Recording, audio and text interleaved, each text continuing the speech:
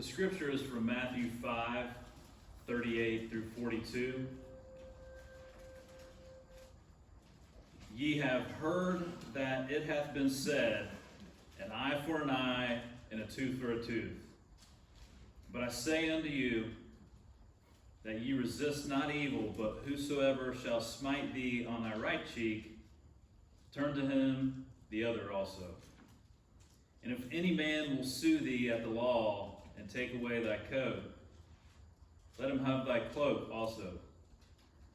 And whoever shall compel thee to go a mile, go with him twain.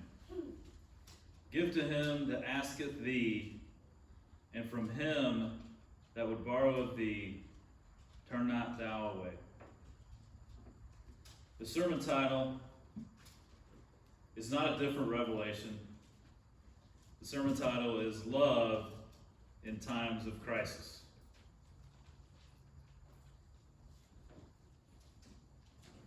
I woke up that morning, like many mornings, and I flew in and out. I live in Cincinnati, Ohio. I flew in and out of Cincinnati multiple places, and so I was heading down the highway to the airport, which is across from Ohio and Kentucky. So you have to go over the bridge, over the river. And it was my typical routine. I went to the long-term parking place. They dropped me off, and I went to the gate. It was destination Memphis, Tennessee. And like I did every week, as I'm entering the plane, waiting, I turn off my cell phone and get in the plane, and it was a puddle jumper, a small plane, and that's what they typically, you would fly in and out of Cincinnati, the smaller airports around. And so by the time we crested going up, we were starting to descend to head down into Memphis. And so we land, and it's not a typical landing when you pull into the gate and you walk directly into the airport. You have to walk down steps onto the tarmac, and then you go up some steps to get back into the airport. So I turned my cell phone on that morning. One message, 2 messages, 3 messages, 4 messages, 5 messages, 6 messages, 7 messages, 8 messages, 9 messages, 10 messages, 11 messages, 12 messages, 13 messages, 14 messages, 15 messages, 16 messages. Typically, maybe I get 1 or 2. So I call my voicemail as I'm walking. JP, are you okay? Give me a call. Hey JP, give me a call. I just wanted to make sure you're okay. Hey, give me a ring. I'm just checking in to see how you're doing. Click, click, click. Hey JP, I'm really just wondering if you're okay. I was a little confused as I'm walking down, and I can see as I'm going to the baggage claim, as I'm walking down the gates, there's a bar, a restaurant, a big TV, and I'm walking down. There's 40 people probably around this television, and they're all just, their eyes are glued. And I walk up, and about that time, plane number 2 was crashing into the second Twin Tower. I didn't know anything that was going on. I had no idea. A lot of this was happening while I was in the air. And, I had no clue. I didn't know if we were in the middle of a war. I didn't understand what exactly was going on.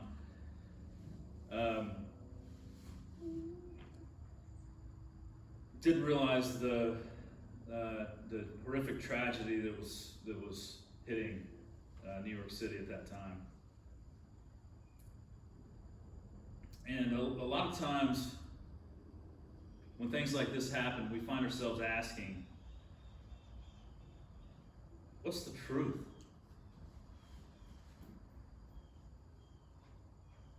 How is it that a loving God would allow such evil and mass chaos? We're going to have two messages going on here at the same time. The one that we're going to explore right now is, why does evil exist? And that's important for us. Why? Us as Christians, it's the number one of the biggest arguments that atheists have against Christianity. And so it might be important that we understand how to deal with that question. Why does evil exist? And so we'll start by looking at Ezra 7:13 through 16, and we'll just parcel out a couple nuggets out of that. Now I decree that any of the Israelites in my kingdom, including priests and Levites who volunteer to go to Jerusalem with you, may go. You are sent by the king and his 7 advisors to inquire about Judah and Jerusalem with regard to the law of your God, which is in your hand. Moreover, you are to take with you the silver and gold that the king and his advisors have freely given to the God of Israel,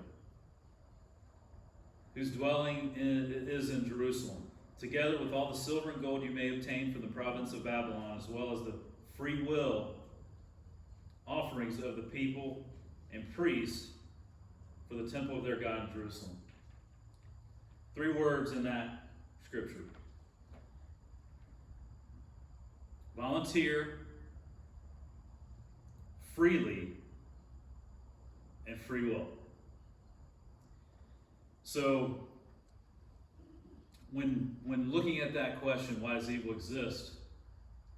God was so loving and caring that he created us with the ability to make decisions. Why? Because without the ability to make a decision, we wouldn't be able to choose or understand or truly be able to grasp love. Without that decision to love God, each other, if we didn't have free will, we would just be robots. Okay? So the flip side of that, or the flip side of that is, if we can love, if God creates us to be able to make the choice to love, God creates that ability in us, that free will for us to hate and to make decisions like what we saw on 9/11.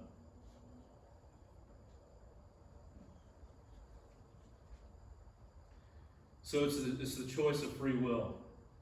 Why does evil exist? Because God wanted us to be able to love him on our behalf freely and to be able to experience love. And unfortunately, we can experience evil as well. That's the first nugget. The second is, how does Jesus want us to react in a state of crisis? And so this story just came across to me, and I thought it was pretty incredible. A firefighter, they spent days sifting through all kinds of debris. So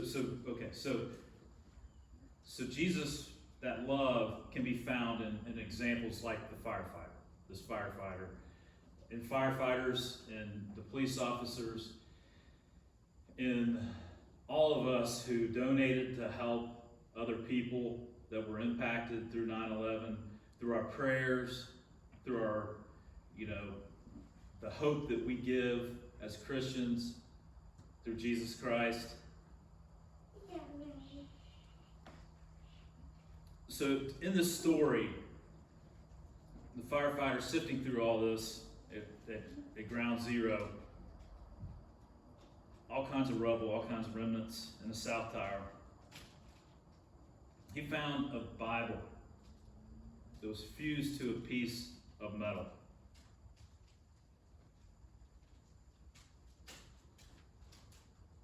They call it the 9/11 Bible. And in shock when he found this, he immediately went to the photographer who was kind of tracking and noting everything that was going on during this process, the aftermath. And when he handed this to this photographer, the photographer was totally speechless when his eyes fell upon the Bible verse exposed on the surface of what he called heart-shaped, fused to steel. Of all the books, chapters, verses in the Bible was burnt and molded to the book of Matthew, this specific revealing Jesus' Sermon on the Mount, and specifically a section titled Retaliation.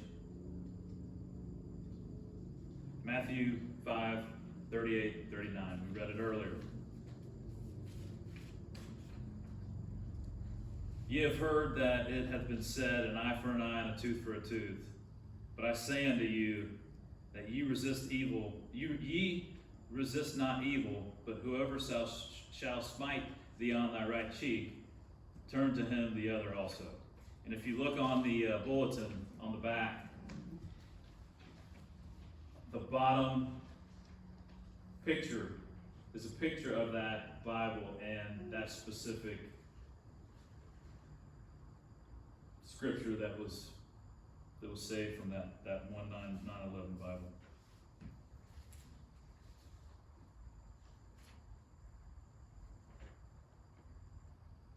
So our nature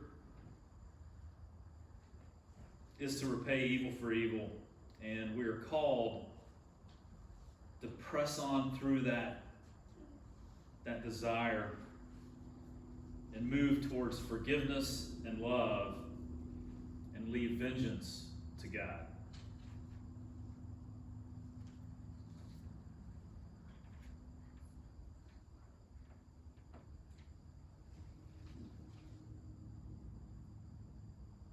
I'd like for all of us